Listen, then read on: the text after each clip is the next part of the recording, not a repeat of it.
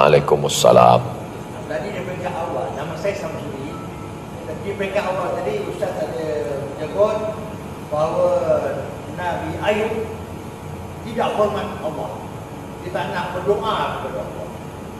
Kalau macam dia sombong, tadi cuma dia mengaku, dia salah. Betul. Jadi soalan saya ni, kenapa dia ganti Nabi kalau dia tak hormat Allah? Rasa-rasa saya tak ada sebut Nabi Ayub tak hormat Allah. Sedang mendengar langsung pun boleh salah faham. Apa lagi mendengar YouTube?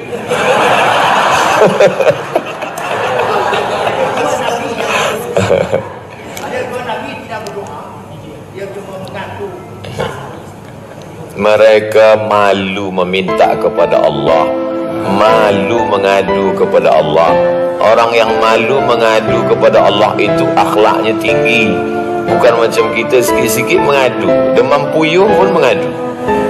Oleh sebab itu mereka ini orang berakhlak, malu kepada Allah. Maka kata dia, Rabbana zalamna anfusana Rabbi anni massaniyad durru wa anta arhamur rahimin.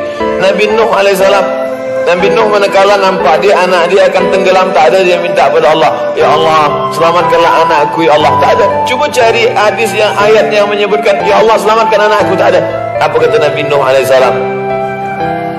Ya Rabbi inna bni min ahli. Ya Rabbi, ya Allah, inna bni anakku min ahli, keluargaku.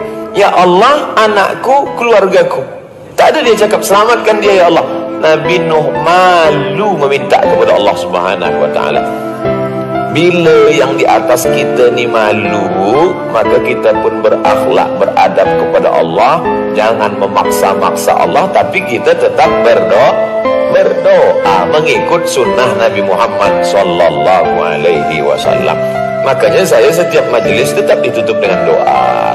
Nanti selepas tazkirah ni kita tetap berdoa.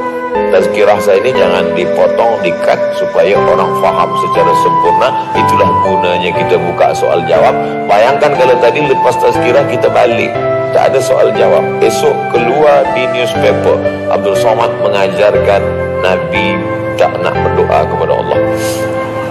Nah, tak hormat kepada Allah. Nabi Musa berdoa kepada Allah, Rabbi syrah li sadri wa yassir li amri wahlul 'uqdatam min lisani yafqahu qawli waj'al li waziran min ahli.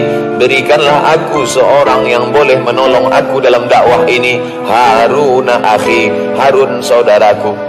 Nabi Ibrahim berdoa, Rabbi habli minas salihin. Nabi Zakaria berdoa, Rabbi habli min ladunka dzurriyyatan thayyibah. Ibadur Rahman berdoa, Rabbana hab lana min azwajina wa dzurriyyatina qurrata a'yun waj'alna lil muttaqina imama. Nabi Muhammad berdoa, idza sa'altumullaha fas'aluhul firdaus. Nabi Muhammad berdoa dari Isya sampai subuh malam Jumat 17 Ramadan, malam perang Badar 2 Ramadan. Dia angkat tangannya, jatuh sorbannya, dia hembus angin. Datang Umar bin Ali bin Abi Thalib mengambil sorban naik ke atas. Kata Sayyidina Abu Bakar Siddiq mengambil sorbannya, jatuh. Hasbuka ya Rasulullah, cukuplah itu ya Rasulullah, tak usah berdoa lagi ya Rasulullah. Kata Rasulullah, aku tetap berdoa. Jadi yang saya ceritakan tadi bagaimana adab malu sebahagian Nabi, supaya kita pun beradab kepada Allah. Tapi kita tetap berdoa. Saya tetap berdoa. Cuma jangan memaksa. Allah pula dia paksa. Tak kabul, marahnya pada ustaz pula. Ustaz Somad, kenapa doa saya tak dikabulkan Allah? Kalau saya nak marah, saya boleh balas balik. Kenapa marah ke saya? Tapi kerana jamaah, saya jawab. Nabi Musa alaihissalam 40 tahun tersesat di lembah Tih, baru dikabulkan Allah. Nabi Ibrahim alaihissalam minta anak soleh 86 tahun, baru lahir Ismail. 99 tahun, baru lahir Ishak. Nabi Muhammad SAW berdoa minta pindah arah kiblat, turun ayat fawalli wajhaka syatral masjidil haram. Pindahlah dari Masjidil Aqsa ke Masjidil Haram 17 bulan. Nabi Muhammad 17 bulan. Nabi Musa 40 tahun. Nabi Ibrahim 86 tahun. Awak berdoa bila? Pagi tadi. Apa ni? Sesungguhnya bila kita berdoa lama dikabulkan Allah. Kira-kira kalau kita berdoa lama dikabulkan Allah, Allah suka atau tak suka? Allah suka dengan doa kita. Sebenarnya senang aja Allah nak kabulkan. Innama amruhu iza arada syai'an ayakula lahu kun fayakun, selesai. Dia suka menengok kita meleleh air mata di tengah malam. Ya Allah, jangan berdoa. Jadi sekarang banyak orang selepas sembahyang tak ada doa. Awak tak berdoa lagi? Doa yang lama aja belum diterima, apa tambah baru lagi? Apa ni? Tetaplah berdoa. Wallahu a'lam bishawab. Assalamualaikum Ustaz. Waalaikumsalam. Sebelah sini Ustaz. Saya Abdi Zain atau di Malaysia kenal Bocil. Saya dari Aceh. Sebetulnya banyak pertanyaan karena susah mau ketemu Ustaz kan. Tapi kalau saya tanya semua nanti Ustaz nak pulang-pulang.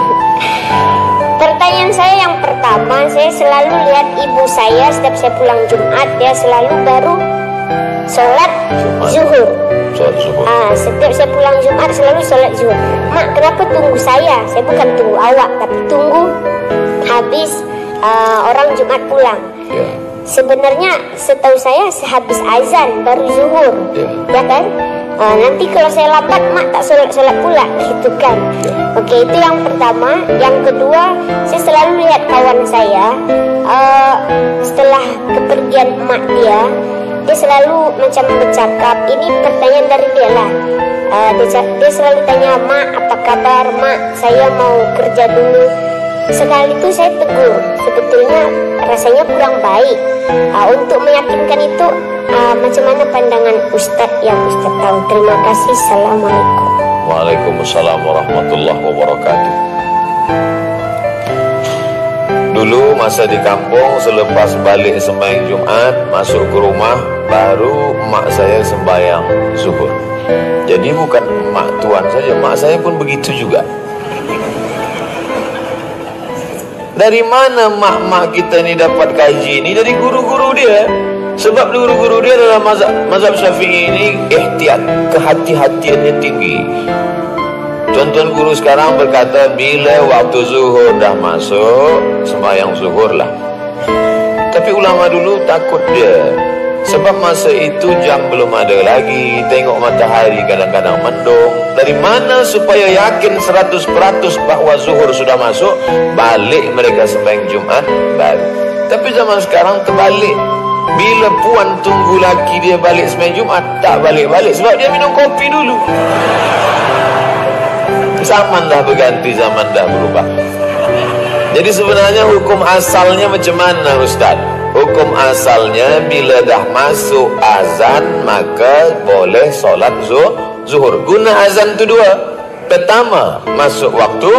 Kedua, memanggil orang, menjemput orang datang ke masjid. Tapi, mana tahu puan nanti pergi ke Madinah, pergi ke Makkah hari Jumat. Sebenarnya perempuan tetap solat Jumat. Perempuan yang solat Jumat tak wajib. Tapi bila dia solat Jumat, maka fardu zuhurnya sudah gugur. Rupanya puan sampai ke Madinah hari Jumat, sampai airport hari Jumat, terus saja ke hotel. Nak datang letih atau nak tunggu kunci koper segala macam, dia dengar azan, Allahu Akbar, Allahu Akbar, terus saja dia solat Jumat. Tidak sah. Sebab azan pertama di Makkah Madinah belum masuk waktu. Azan pertama hari Jumat di Makkah Madinah. Maka kalau tuan pula yang lelaki nanti solat Jumat di masjid Makkah Madinah, azan pertama saya tengok dia tegak. Awak sembahyang apa? Sembahyang qobliyah Jumat. Mana ada qobliyah sebelum masuk waktu? Makkah Madinah, bila masuk waktu azan kedua. Maka yang paling kuat menunjukkan waktu dah masuk bila dia balik. Tapi hukum asalnya bila dah masuk waktu, cara yang paling selamat. Macam mana kita tahu masuk waktu dah? Senang aja, tulis waktu solat Kuala Lumpur, enter. Dia bagi tahu masuk dah waktu. Masuk, tak perlu tunggu siapa balik. Solat Zuhur. Puan nanti datang ke Riau, waktu sholat Pekanbaru Riau. Masa waktu zuhur, sembahyang zuhur. Yusalli fardhu zuhri raka'ataini qasran majmu'an ilaihil asri jam'an taqdiman. Sebab musafir jamak taqdim. Jelas. Yang kedua, meninggal mak kita, meninggal ayah kita. Selepas itu dia nak pergi bekerja, lalu dia cakap, "Ma, aku pergi kerja dulu ya, Ma." Manakala dia balik, lalu kemudian dia kata, "Mak, apa kabar? Mak sihat." Orang yang mak dia belum mati, belum meninggal, dia kata, "Ni budak ni nak gila dah, ni nak gila." Tapi bagi saya yang sudah merasakan macam mana mak saya meninggal dunia, sebelum saya pergi ke Sudan, masa nak selesaikan finish PhD, saya datang ke rumah almarhumah mak saya. Saya sembahyang di tempat dia biasa sembahyang. Saya baca Yasin, saya hadiahkan pahala Yasin, saya hadiahkan pahala Fatihah. Saya ambil air di muka rumah, saya siramkan di pokok bunga yang berselalu dia siram. Dengan membuat perbuatan itu, rasa hati saya lapang, rasa rindu saya hilang. Pertanyaan ni kalau orang yang mak dia masih hidup, dia susah jawab. Jadi sebenarnya mereka yang berbicara kepada maknya itu, dia amat sangat rindu sehingga dia terbayang-bayang. Cuma rindu dia lebih berat daripada rindu saya. Saya hanya setakat solat di tempat solat dia, saya tidur di tempat dia tidur, pakaian-pakaiannya saya simpan kerana dengan menengok itu hati rindu saya hilang. Saya ziarah ke makamnya, hanya sebatas itu.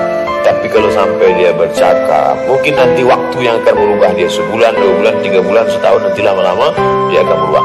Bagaimana cara menghilangkan rindu ini? Banyak-banyak baca Quran, banyak-banyak baca tahlil. Datang rindu, baca Yasin. Wa in khatimul Qur'ana, kalau dia khatamkan sekhatam Quran, fahuwa hasanun. Imam Nawawi dalam kitab Majmu' Salah Muhazab, seelok-eloknya bacakan sekhatam Quran. Datang rindu, kawan tu jangan suruh lagi dia bercakap-cakap gitu, takut nanti dia disesatkan syaitan terus ikut. Datang rindu, buka Quran, baca Quran. Saya tak boleh baca Quran, baca Yasin. Tak boleh baca Yasin, baca Fatihah. Tak boleh baca Fatihah, matilah. Untuk almarhumah ma'al Fatihah. Beli beras, beli minyak, beli gula, beli semua, masukkan ke box, hantar ke fakir miskin untuk wakaf almarhumah mak. Nampak masjid yang belum selesai, datang tanya pengetua, pengerusi masjid, apa yang perlu saya tolong. Pergi ke kampung-kampung yang susah, tolong. Maka itu saja yang boleh menenangkan hati kita bagi yang kehilangan mak, kehilangan ayah, kehilangan keluarga. Mudah-mudahan Allah Ta'ala bagi dia ketenangan hati, insyaAllah. Amin ya Rabbal Alamin.